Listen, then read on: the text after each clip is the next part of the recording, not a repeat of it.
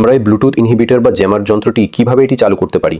অন্যান্য বড় তুলনামূলকভাবে বৃহৎ আকৃতির ইনহিবিটরগুলোর থেকে ভিন্নভাবে এই বিশেষ ছোট ইনহিবিটরটির ভেতরে কোনো অভ্যন্তরীণ ব্যাটারি সংযুক্ত নেই।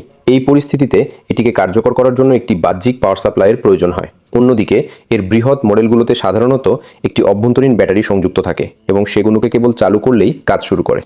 এক্ষেত্রে এমনটা হয় না কেন? কারণ আমাদের ব্যাটারি নেই। আমরা একটি পাওয়ার ব্যাংক ব্যবহার করতে পারি অথবা এই ধরনের 5 ভোল্টের ওয়াল অ্যাডাপ্টার ব্যবহার করতে পারি। তবে এই ডিভাইসটির ক্ষেত্রে একটি বিষয় আমাদের মনে রাখতে হবে যে এটি খুব দীর্ঘ সময় ধরে ব্যবহার করা যাবে না। এই ডিভাইসটি ব্যবহার করার সময় আমাদের বিরতি নেওয়া উচিত, কারণ তা না হলে এর যন্ত্রাংশ পুড়ে যাবে। আপনারা দেখতে পাচ্ছেন এর বড় ভাইদের সব জায়গায় ফ্যান আছে। এইটার এখানে আর ওখানে আছে, আর এই যে আরো বড়টা সেটারও এখানে আর ওখানে আছে। আপনারা কি ফ্যানগুলো দেখতে পাচ্ছেন? কারণ এই ডিভাইসগুলি চালু থাকাকালীন প্রচুর পরিমাণে উত্তপ্ত হয়ে ওঠে এবং যেহেতু এই ডিভাইসগুলিতে কোনো পাখা বা কুলিং ফ্যান নেই, তাই তাপ নিষ্কাশনের জন্য কোনো নির্দিষ্ট পথ বা ব্যবস্থা থাকে না। তবে এগুলি একটানা ব্যবহার করা যায় কোনো সমস্যা ছাড়াই। কিন্তু এটা নয়, কারণ অতিরিক্ত গরম হয়ে পুড়ে যাওয়ার ঝুঁকি থাকে।